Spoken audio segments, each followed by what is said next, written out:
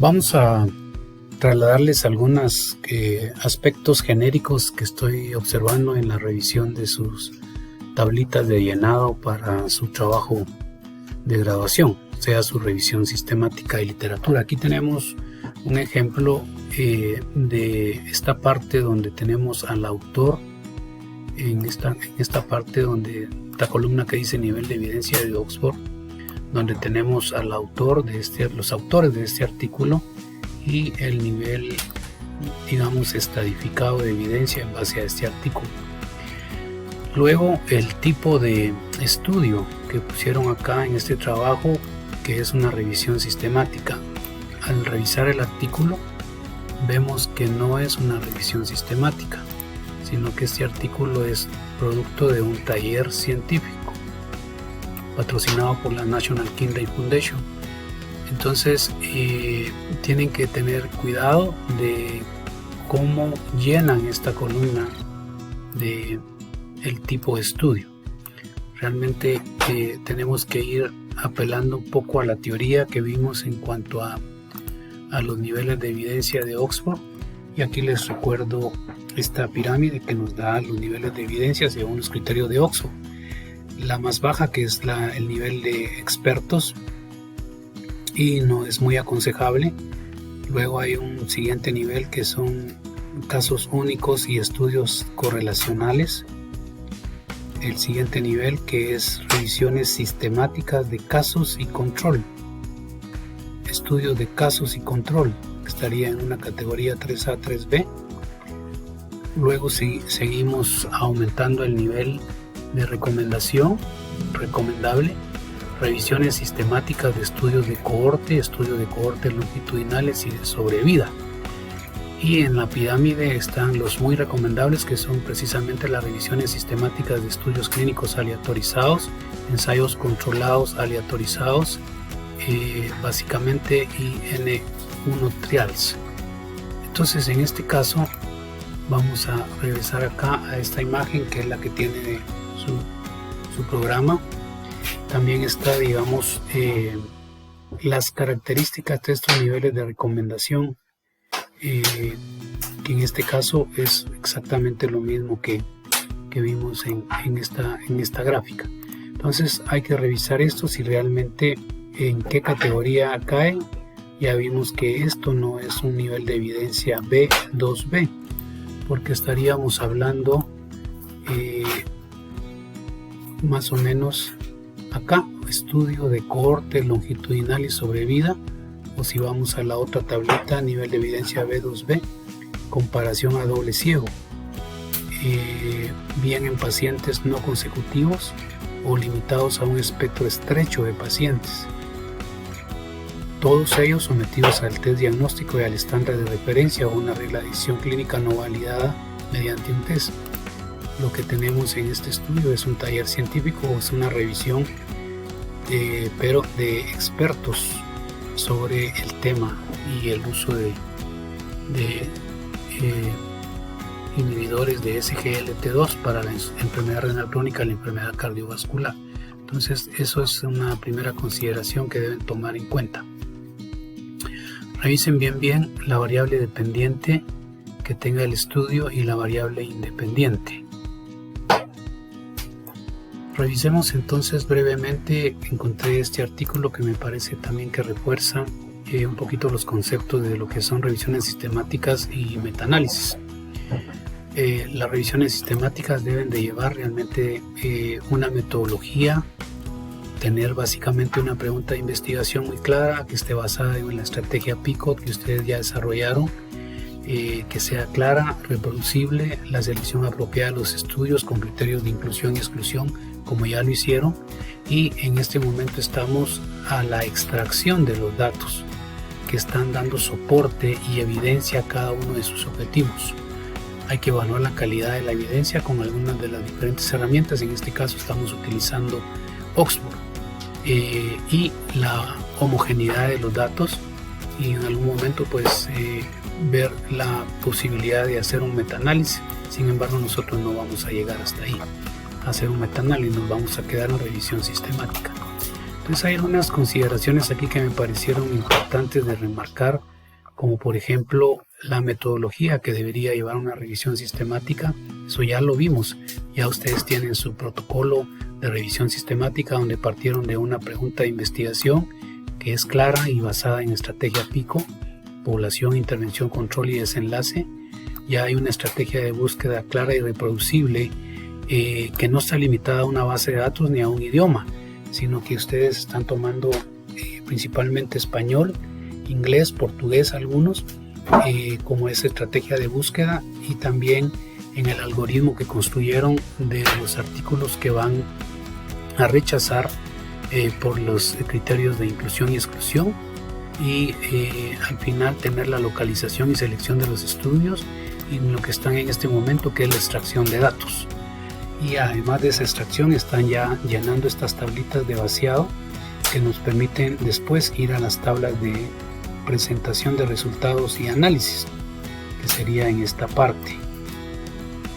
Por eso es importante en estas tablitas que están llenando en este momento, vamos a ver estas precisamente, hacerlas por objetivo. Primero van a desarrollar el objetivo general, ¿verdad?, que ya está escrito en su protocolo, y todos los estudios que estén acá, que tengan, aquí solo me han puesto 2, que tengan, digamos, relación con los inhibidores, los efectos que producen los inhibidores a nivel renal y cardiovascular en pacientes diabéticos. Los van a poner acá.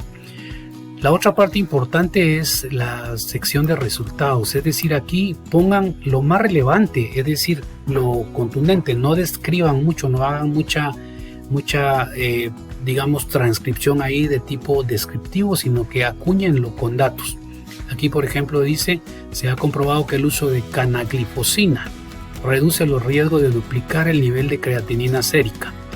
¿En quiénes? En pacientes con insuficiencia renal hospitalizados por insuficiencia cardíaca y muerte por enfermedad cardiovascular en adultos con diabetes mellitus tipo 2 y enfermedad renal crónica.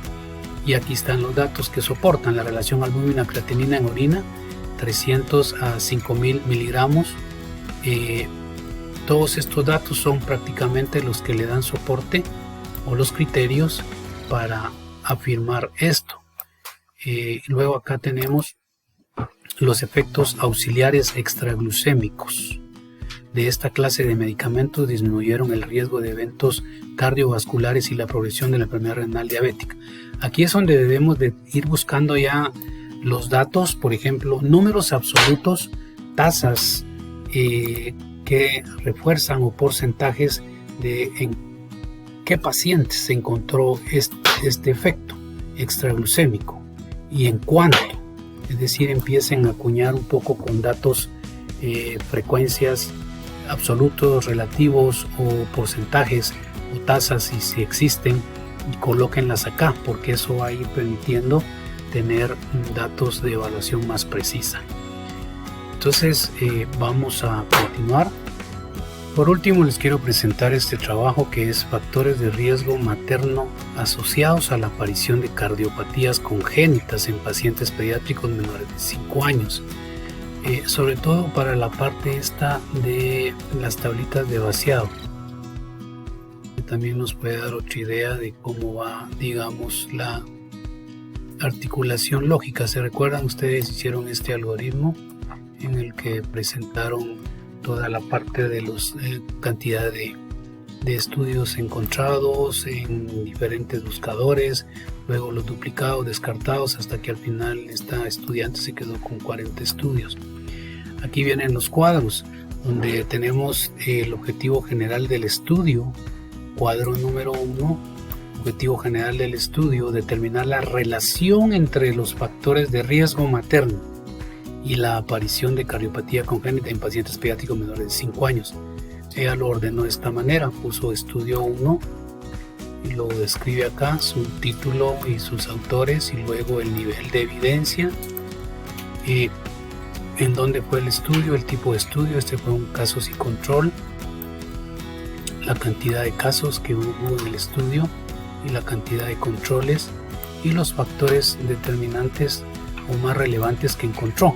por ejemplo, en este estudio, un bajo nivel de educación materna con un radio de 1.59, diabetes pregestacional con un radio de 4.4, trastorno de la coagulación materna, un radio de 8.55, infecciones vaginales, un radio de 8.55. Entonces tenemos el dato relevante, pero a la vez tenemos el apoyo, digamos, estadístico o de números, que en este caso son un radio que es un riesgo de tener factores de problemas de cardiopatía congénita. El factor de riesgo en este caso, el bajo nivel de educación materna, es un riesgo de 1.5, casi 2 veces. Una madre que tenga bajo nivel de educación tiene un riesgo casi doble de tener un bebé con cardiopatía congénita. Obviamente tendremos que explorar más a profundidad esto en otro estudio, ¿verdad?, que pueda deberse a mala alimentación, malos controles, etc. Una madre diabetes que desarrolle diabetes pregestacional tiene casi 4 veces más probabilidad de tener un bebé con cardiopatía congénita. Entonces, si se dan cuenta, no es mucho lo que hay que escribir acá, pero sí la sustancia, lo más relevante, porque todo esto después nos va a ir dando sustrato para llegar a la parte de conclusiones y recomendaciones. Entonces aquí pone el estudio 2 con la misma modalidad, el estudio 3, estudio 4, estudio 5, hasta agotar todos los estudios que encontró relacionados con el objetivo general. Luego, con el objetivo 2, conocer la relación de la exposición a tabaco activa y pasiva con la aparición de cardiopatía congénita. Encontró estudio 1, por ejemplo, con un nivel de evidencia 3B. Igual otro estudio de casos y control. Recuérdense que lo que vimos anteriormente, los estudios de casos y control o de cohorte están muy relacionados a preguntas que tienen que ver básicamente con factores de riesgo o prevalencia o incidencia de un problema. El estudio 2, el estudio 3, igualmente. Veamos por ejemplo, dice: para las madres que fumaban pasivamente durante 1 a 3 días a la semana, el riesgo de cardiopatía en sus crías era de 7.5 veces mayor. Entonces vean cómo ya ella está acuñando esos datos. Luego aquí el 3, y cuando ustedes terminen de desarrollar sus cuadros por cada objetivo general y luego los específicos, van a ir a esta parte que es la de presentación de resultados, presentación y análisis de resultados. Acá, por ejemplo, dice: en el cuadro 1, que fue el primero que vimos, se presenta la asociación de factores de riesgo maternos con la aparición de cardiopatía congénita en la descendencia, específicamente en pacientes menores de 5 años. Se incluyeron 7 estudios. La diabetes pregestacional y edad materna avanzada se presentó en el 57% de los estudios. Es decir, diabetes pregestacional y edad materna ya son 2 elementos importantes como factor de riesgo. De acuerdo con las bases moleculares estudiadas hasta el momento, un estado de hiperglucemia materna fetal provoca un riesgo 5 veces mayor de padecer cardiopatía congénita. Y así sucesivamente, no voy a abundar más. Ustedes pueden ver cómo ella va desarrollando la presentación de sus cuadros en esta parte que es análisis de resultados, pero aquí ya hay una teorización conjunta, todos los datos que tiene arriba, pero debe de teorizar al respecto, debe de analizar esos datos de manera ordenada que permitan ir como ya previendo qué conclusiones y qué recomendaciones vamos a tener. Si se recuerdan, entonces dijimos que si habían 3 objetivos tenían que haber 3 conclusiones. En este caso, la primera conclusión relacionada con el primer objetivo específico es: el tabaquismo materno, tanto activo como pasivo, contribuye al riesgo de cardiopatía congénita en la descendencia, siendo mayor el riesgo de acuerdo con la magnitud y frecuencia de la exposición. La diabetes pregestacional es un antecedente médico materno que se relaciona con el riesgo de aparición cardiopatía congénita. Se necesita estudiar más a fondo el papel de la preeclampsia e influenza como patologías gestacionales.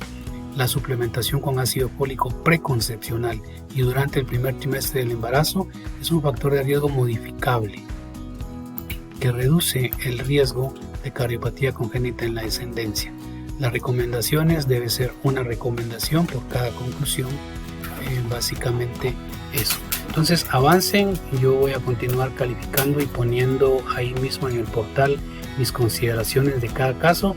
Espero que esta digamos, presentación rápida tipo cápsula de los elementos claves para su llenado correcto les haya servido.